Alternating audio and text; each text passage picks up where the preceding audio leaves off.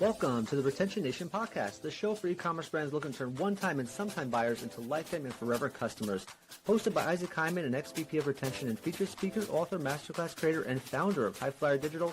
Each episode features successful brands, apps, and experts who are sharing cutting-edge, innovative, and proven email SMS retention insights that help them grow their business to the next level profitably. Our mission is to give you the retention strategies you need to unlock profitable, predictable, and scalable revenue from every customer on your list. Let's get started.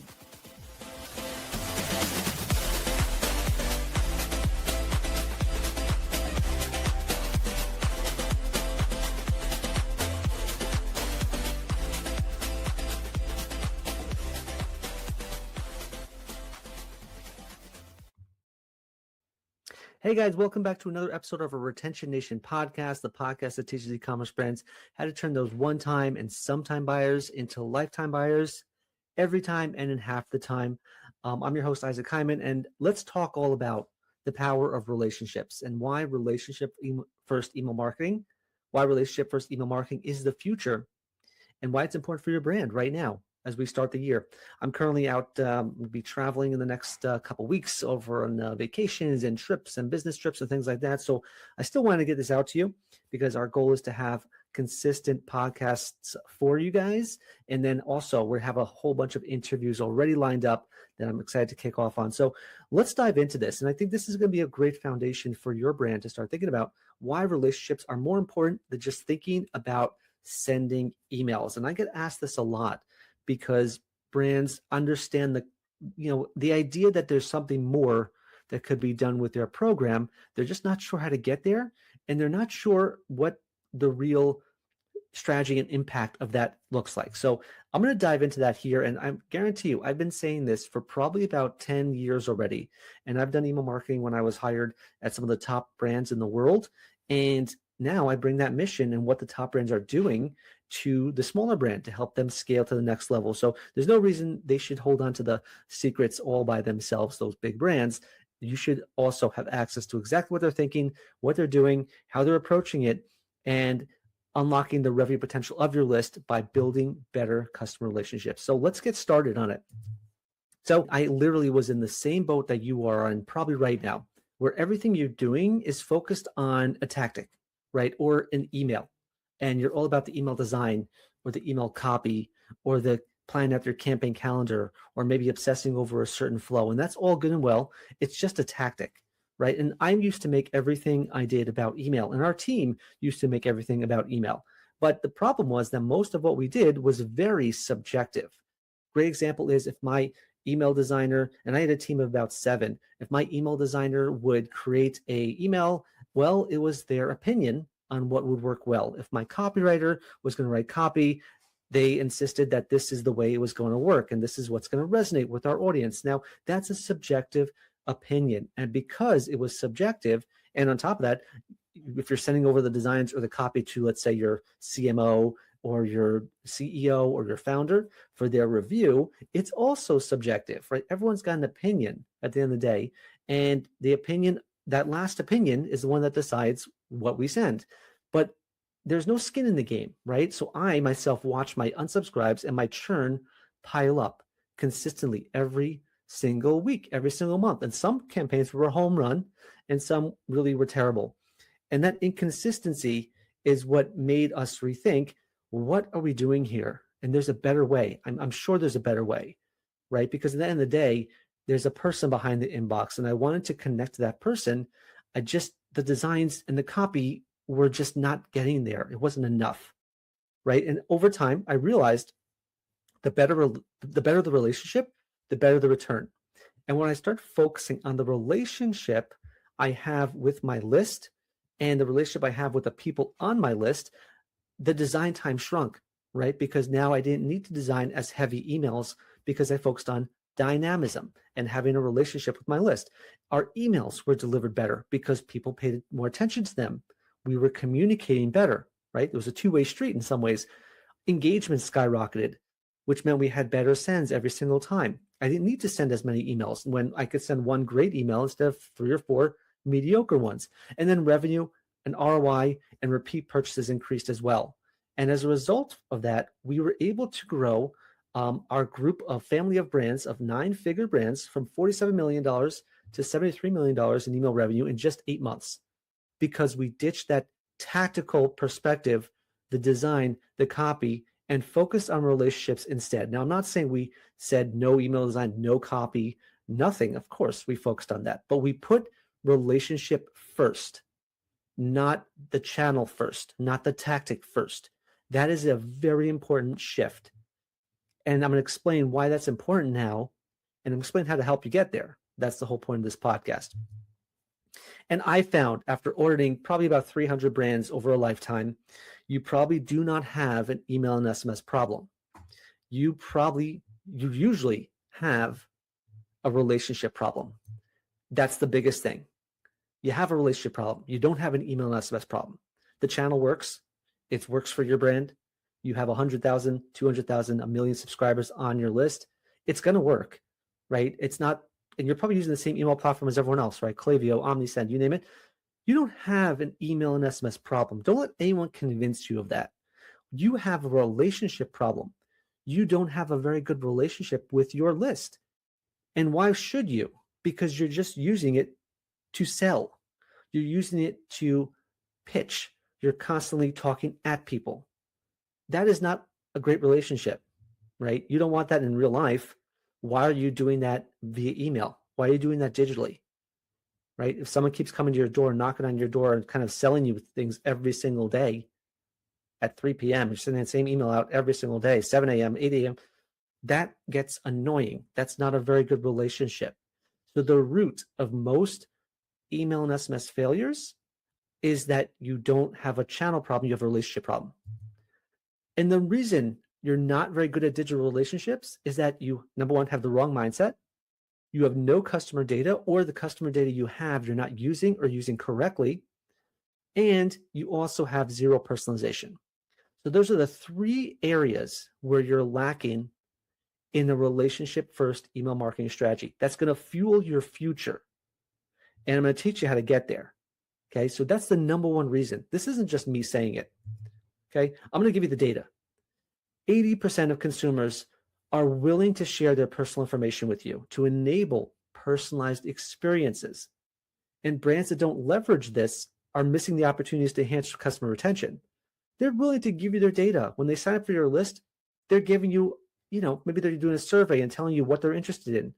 You can also capture anonymous data before they sign up and be able to enable a more personalized experience. When they buy something, they're giving you data. So they're trusting you with it. You're just not using it. And worse, you're maybe even using it incorrectly. Personalization is rarely being used to wow customers. All this data is McKinsey data, right? It's not mine. I just study it. Only 50% of marketers actually use the personalization data for their customers. So 80% are willing to give you the data, 15% use it. That's a mismatch, right? Only 15% have actually fully implemented personalized shopping. That is not great. It's because the mindset has not shifted yet. You're still in the mindset of channel. Send an email, send a campaign, follow up with a flow. That's not the root of relationship first email marketing. And because you're not using that information, they're switching. They're switching to your competitors. 72% of customers will only engage with personalized messaging. Generic communications can lead to disengagement and loss of customers. This was avoidable. People are switching to your competitors. Your list is bailing on you and going to your competitors because you're not really personalizing the message. That's avoidable. And that costs you profits, reputation, and competitiveness, right? 74% of millennials will switch to a different retailer if they receive poor customer service. And that's kind of where relationship first comes in. This isn't just about sending the next campaign. It's also about what is that customer-centric mindset you have, because the email, one campaign is not going to cause people to switch. It's the fact that you don't have the relationship first mindset across email, SMS, phone calls, store experience. So I'm going to share with you exactly. I know that when you look at us, my agency is our why we exist is to help brands build better customer relationships. That's our why. That's our big picture why. But if you're talking to an agency or a marketer who just does email, they'd be like, oh, well, who cares? I'm just here to send email. We'll talk about that in a second, but customers want to see a full experience that's personalized to them, and that's what keeps them to stay. Otherwise, they're bailing and costing you profits, reputation, and competitiveness. So there's a bigger, problem at right here, right? It's all about shifting the mindset. Now, going back to the email side of this, right?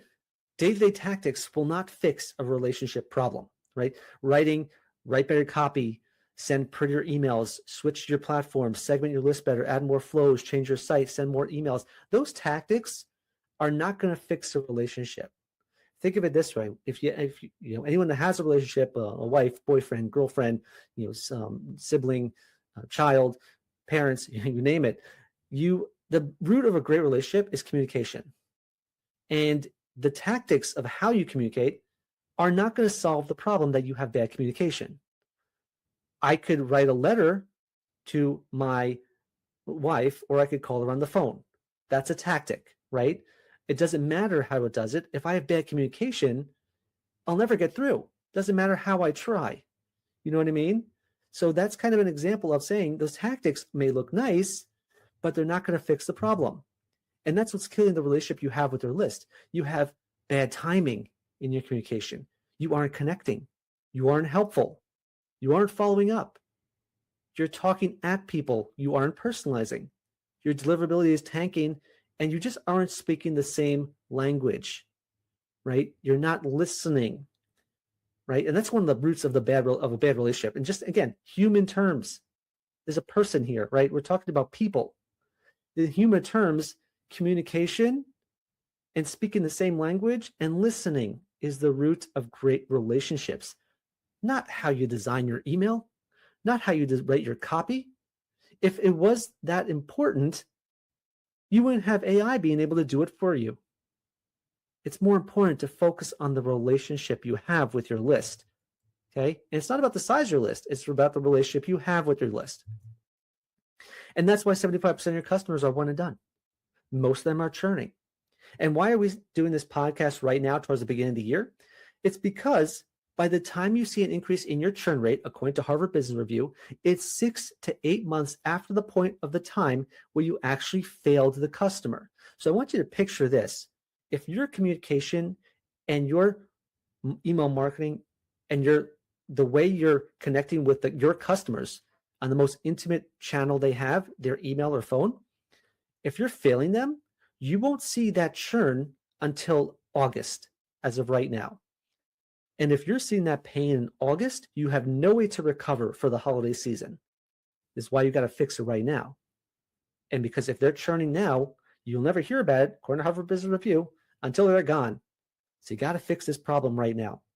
And if you want proof of this, I want you to go to your email program right now, and I want you to verify it with understanding what your current email click rate is. And I'm not saying every email will have a 10, 20, 30% click rate.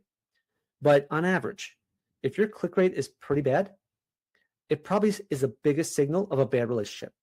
Why? Because every relationship starts with a click. That's the metric. This is the metric of trust and connection. This is me sending an email to you on a one-to-one level, which is the way you should be doing email marketing. Me as a brand, let's say I'm a brand, I'm connecting with my customer, I'm sending them a message. If there's no click there, that shows that I haven't really connected with them at a high level. Right? And there's many reasons why that could happen. Maybe the email isn't designed for them. There's no personalization. Maybe I'm sending too much and they're tuning me out. Trust me, I have this in real life too. There are times my school sends a ton of emails to my inbox every single day. Sometimes I tune them out, but I guarantee you I pay attention to them. If they're important to me or my child, I will click on it. That's the metric of trust and connection, right? In your communication, if you're seeing low click rates, it's not resonating. And this is the kind of the pre-signal before they unsubscribe, before they churn, or they hit the spam. And you can see on the right here, if you're watching this video, you can see that the click rate right here of most of the emails that this brand was sending are hovering up. That means it's so close to 0 than it is to 1. If a 1% click rate would be okay, but it's closer to 0 than it is to 1. That shows that this brand that we audited is not very good at building better customer relationships. and their customers are just not engaging with them anymore. It's not their design, it's not their copy, it's that they don't have a relationship first mindset. So, how do you become relationship first? That's the big question you're going to ask. How do you become relationship first? And I found that you have to start with these 3 pillars. And I'm saying this because I myself had to shift my mindset too. I had to do the same exact thing you did. I was lucky enough to do it at the $1 billion brands, at the 9-figure brands, experiment on there, while I got paid, got paid well. And I was able to experiment and see what worked best. And I realized this is the secret behind email and SMS, because at the end of the day, there is a person behind the inbox. No matter how you cut it, there's a person. And I want to connect that person in the best way possible.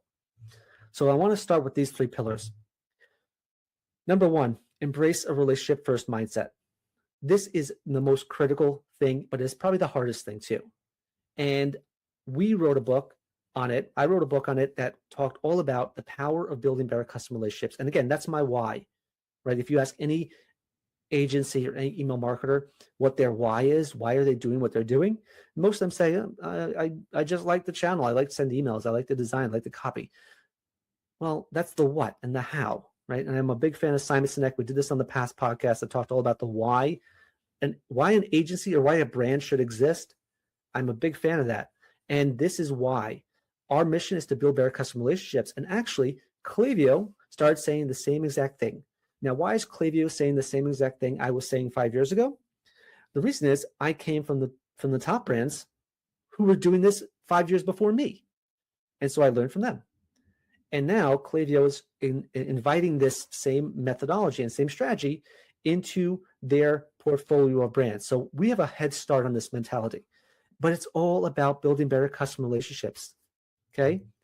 And if the mindset shift can be distilled down into 6 to 8 words, it's stop sending emails, start building relationships. Okay. Build relationships with your list. Now, there's a whole structure I have, a whole strategy I have that makes that happen. And you'll see how it works if you get my book. But stop sending emails, start building relationships is pivotal. It's about saying everything you're doing should be to build a better customer relationship. Every email you send should generate some additional layer of a relationship with your list. It shouldn't just be sending another email. Now, that's a hard shift to make, but I guarantee you, if you make it, you'll make more money. You'll reduce your unsubscribes. Churn will be halted in its tracks. You'll never have to worry about where the next what the next campaign will generate. You'll never have to worry about money. It really won't, because you'll have a reliable list. All you need to do now is just grow the list. And when you embrace a relationship instead of just the channel, it's a total change. Okay. And I'm going to give you again my story I said before. Design is subjective. When I had to design emails for my list of, I had a list of about 3 million per brand, probably again, total of 12 to 15 million subscribers. Design what is a subjective design. The copy is subjective. The CMO approves it. The designer approves it. The brand copywriter approves it. And what's happening is that if you're thinking about the channel, you're like, this is a great looking email. It looks great in the inbox. It should convert. You think, right? Because most people think about tactics. They think about the channel. If I send an email to 1 million people, right? Napkin math. I send an email to 1 million people with this design, we get a 30% open rate. That's 300,000 people, and then we should get a 5% click rate. That's another 10,000 people, and on and on. It's just napkin math right there. But at the end of the day, it's just the channel. When people are sending messages, it should be more about listening and talking at them less. It should be designed for action, not aesthetics, right? We're shifting it. Instead of just thinking about the channel, the email, the design, think about what we want to achieve and what relationship we want to build with that customer, right? So going back a step, right? If we're sending an email that talks at a customer, that's going to underperform an email that's listened to what the customer wants and responding to that with our next message, okay? When our emails are designed for action, for that click, and not aesthetics, momentum shifts, right? It's changing. When we are excelling in the journey that we want a customer to take after they click an email, or when they come to a site, how we respond to what they're doing, that's better than just design for the next campaign. and sending 3, 4 campaigns and hoping something sticks. And then people hate to be sold, but they love to buy. So if I can position more of what they want to buy in front of them, that's a better relationship instead of selling them. And it's not the what or the how, it's about the why. And you focus on the person behind the inbox. That's how you start embracing a relationship first mindset. And I found, as you'll see in one of my case studies, sending fewer emails is a lot better than sending more emails, because the ones you're focusing on, when you actually do have something to say, it's intentional, it's better, it's personalized, it's segmented. It's a much more effective communication channel for you because you have the relationship first, not the channel first. And on top of that, when you hear brands all the time saying, oh, I got to scale, I want to scale my brand, I got to scale. They'll throw those words out there, scale. I want to scale this year. This is my year to scale. Well, scaling with relationship first is much easier and faster. I'll give a great example with a brand we worked with, and they had an agency that they were working with before, and they said, you know what? Every single time we would ask what is out there and what else other tools can we be using and how are we using our Klaviyo, and we're using it effectively. And meanwhile, Klaviyo is adding in all these cool new functions because they are relationship first. But their agency was like, well, I'm just an email marketer. I'm here to send your emails. So anything that's outside of that, it's not my job. That's not going to scale, right? That's going to kind of roadblock you. That's going to have you just sending emails. But if you are relationship first, then you have a better understanding of what will build a better customer relationship. Now your team can say, revolve everything around the customer, right? They can now say, well, we are running an email and SMS program that communicates with our customers. And on top of that, we now understand how we need to position customer service around our customer, right? And now our transactional emails can revolve around our customer. And now our phone and mailings can revolve around a customer. And loyalty and rewards can be layered on top for the customer. And offline, online, digital, analog experiences, all that also revolve around the customer. And now you start thinking about, how do I enrich all those experiences specifically with email? And there are hundreds of ways to do this. I've done this myself where I am using a Klaviyo tool or any ESP as more of a CDP, more of a customer data platform. So I know when I sign up for a list, I can already see my path, and I already see exactly what happens to me. I can see what I'm looking at when I'm browsing. I can see every single metric that comes in. I can see how much, what happens when I do this on the site, what happens when I do that on the site. I can see where I am located. I can maybe send them a mailing, and I can maybe have customer service call. And it's all about, if you revolve everything around a customer, you're not really, there's no guesswork anymore, right? Because now you're not just thinking about one channel, sending them an email. Now you have an opportunity to do everything you possibly can to wow that customer across multiple channels, multiple mediums, right? As we just said, it's going to help build a better customer relationship. That's what we do. We're going to help because my email going out may not convert, but guess what? A phone call from customer service may. So we're going to make sure that's part of our structure and our strategy, right? Let's send it over. We just did that with another brand. They're wondering, we have a B2B audience. We have all these B2B customers on our list. I want us kind of, I know you don't do B2B, but maybe you could figure out a way to do that. I said, of course we could do that, because our flows have an opportunity to send that customer over to your customer service team, because we're relationship first. That I can identify what the customer is doing on the site right now. And if you don't want me to send an email, at the very least, I could send that data over to your sales team. That's relationship. So there's a lot bigger things than just about sending emails when you focus on relationships first. Step 2, obsess over your customer, right? So step 1, we want to focus on relationship first mindset. Step 2 is now when you obsess over your customer. And most brands are all about them. They talk about you. They talk about your brand, your product. You're awesome. You're fantastic. I get it.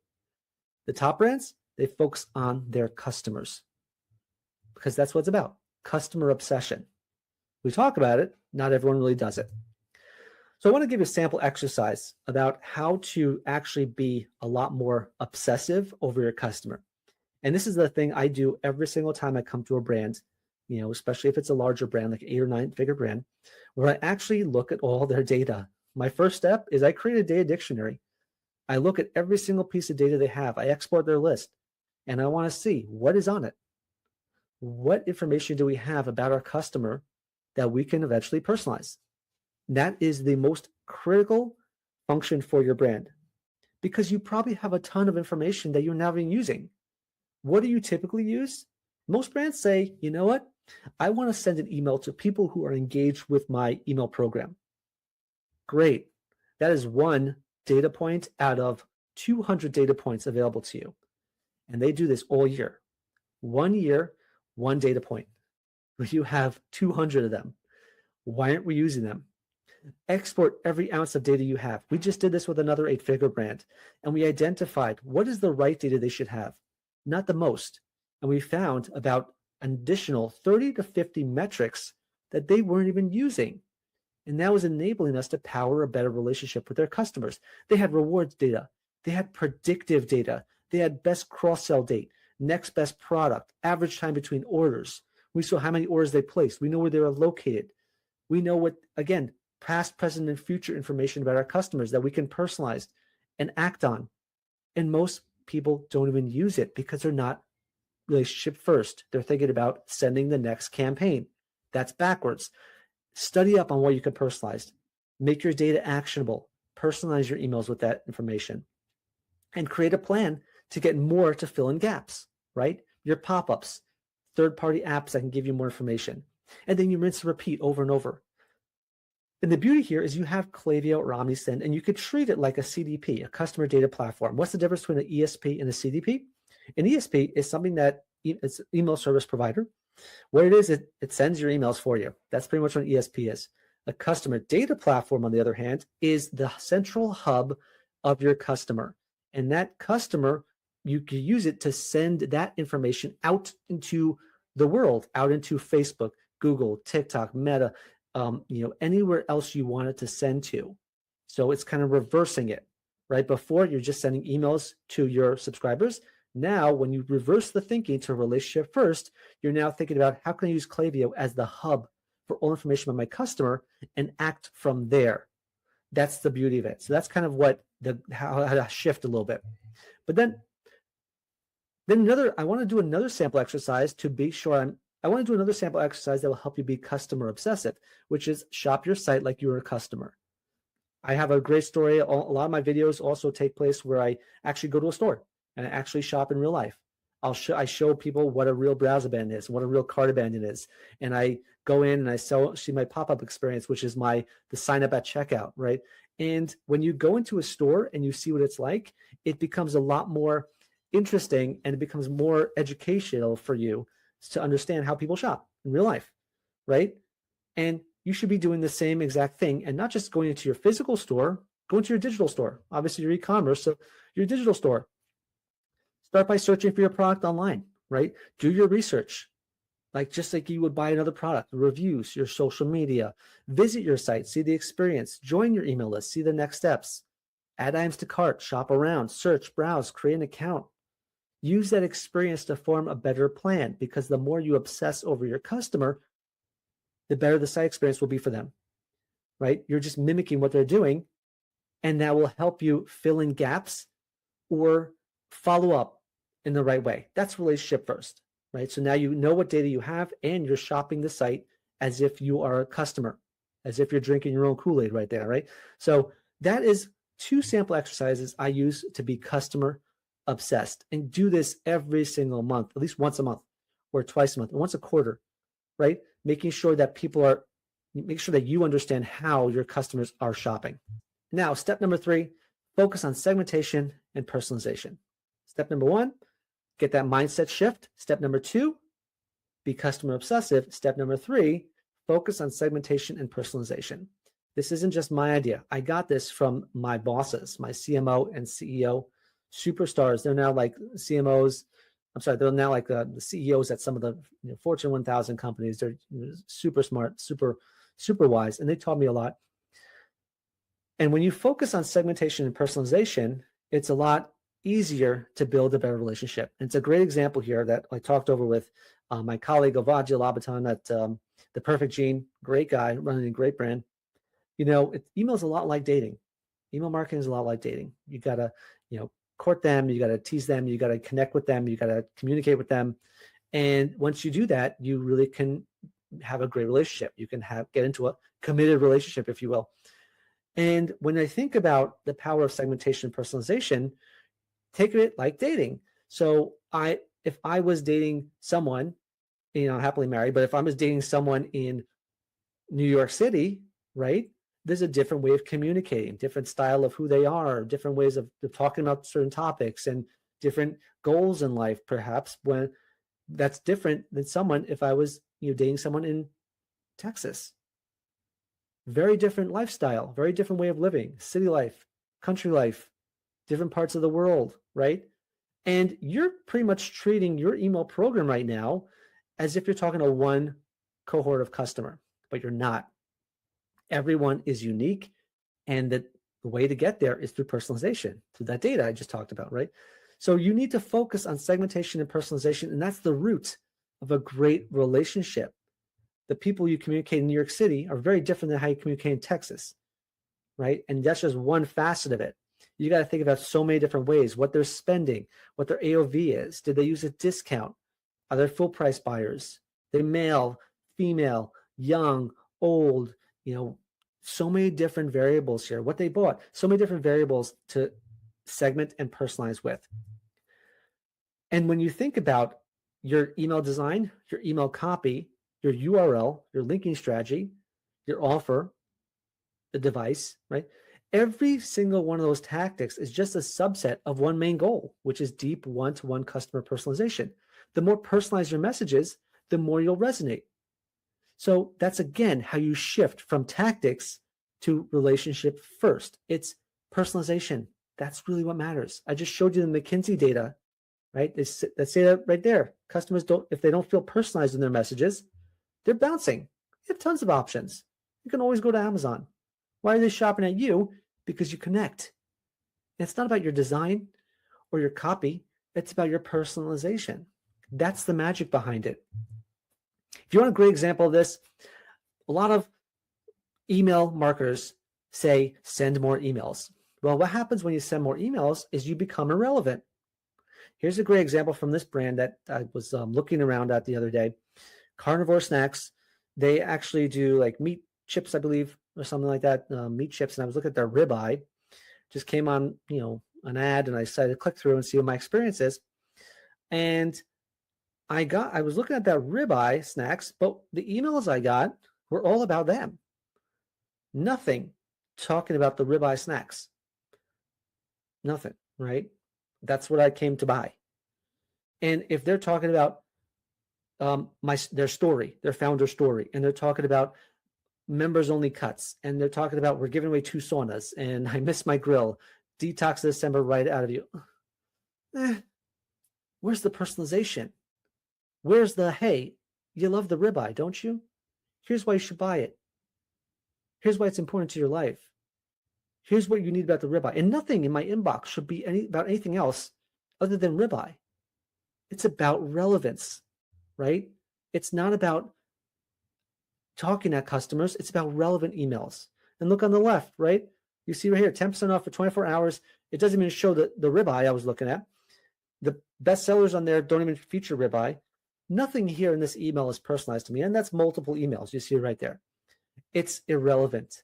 And that's not a very good relationship. It's not a good way to start a relationship, right? If I came over to a brand I liked, I would want to have something that connects us. I would pay attention to what they're doing. Something that, hey, I saw you on their podcast, or I saw your brand, or I'm on your list, or I happen to notice that you have this, or I love your jacket. That's personalization. That's communication. But if you come in and start saying emails, it's irrelevant. You just talk about something totally irrelevant, they tune you out. Sorry. Next. I want to give a contrast this with one of the best brands in the world that does email as a relationship first brand, right? They do email extremely well. Here's Wayfair. Wayfair knew that I was browsing a sideboard. I was looking at some sideboards for my home. And what do? They sent better emails. And that's a relationship. They were helpful. Now that sideboard, I didn't buy that sideboard. So instead, they showed me their top sideboards. They showed me the latest sideboards, the new arrivals. They show me sideboards that reviewers love. They show me sideboards under $300, sideboards that are selling fast, can barely keep in stock, sideboards for less, sideboards from exclusive brands, sideboards on clearance. Now, these are better emails. These are better messages, right? Personalized. They're helpful. Getting me to the next step, not wasting my time, not distracting me. It's personalized to me. And that's relationship first. And if you make the argument that it's too many emails, well, which one is it? Are you saying send more emails? Or are you saying don't send more emails, right? That's kind of the oddity of it. I'd rather you not send more emails, but when you do send it, it's going to be better, way better. And Wayfair does it better. And that's why they are where they are right now. That's why they're one of the biggest brands in the world. It's about relationship first, right? Ditch that next campaign. Focus instead on following up and listening to what customers want and sending them that. That's the magic behind it. That's relationship first. Great example again of going back to the whole root of it, right? If we have a relationship first mindset and we have data at our fingertips, segmentation and personalization is super easy. We have a 8-figure brand we work with that was sleeping on the rewards program. And I told them, well, you have this rewards data right here. You have about 10 data points on them about what the rewards, when they earned it, when it expires, right? When, how much dollar value it is. And they say, yeah, well, we don't really promote the rewards program much. I don't think anyone ever used it. Well, guess what? It's a data point for your customers. Let's find out. And we start creating a gorgeous email that also was personalized. You can do both. It's not one or the other, right? Gorgeous design from our team, and it personalized with rewards in there. And guess what happened? One campaign alone generated $21,000 from one customer because they had a lot of rewards piled up. And our job was to be helpful. We want to be helpful and alert them. That's relationship first. Helpful. We have something intentional to say when we reach out. We're not just here to sell them something, totally random. We want to be helpful. And this customer spent probably, 10 times more than they typically would spend because they had a lot of rewards. Another $10,000 in another send, $8,000 in another send, $5,000 in another send. You add it all up, this brand probably made an extra $200,000 just by personalizing and segmenting out their messages with data that they never knew about or data they rarely used. That's relationship first. That's how you shift the mindset from sending the next campaign to sending more intentional messages that are relationship building first. That's how you go from sending emails to building better customer relationships. I'm going to show you another quick result on the power of relationship first email marketing with even a bigger brand right here, right? What does relationship first really do? Well, it generates more money for your brand and maintains the relationship long term. Great quick example of a test we ran. In our past, one of our clients used to send out a flash sale, a general one-size-fits-all flash sale email, sending out to 617,000 recipients. And it was a modest gain, $109,000. They were happy with it. They were okay, right? It was fine. But they knew there was more. And their business wasn't growing that much. They knew there was more to do. They just didn't know where to go. They didn't know how to get there. We came in with our relationship first email marketing mindset. In the past, they had an email mindset. We had relationship first email mindset. And we said, you know what? Why don't we split this up? Instead of having one size fits all for flash sales, let's segment out by brand because their type of customers were brand loyalists, right? There was a camera. So if they were taking a photo with a certain type of camera, they were always a Sony shooter, right? They were always a Canon shooter or a Nikon shooter.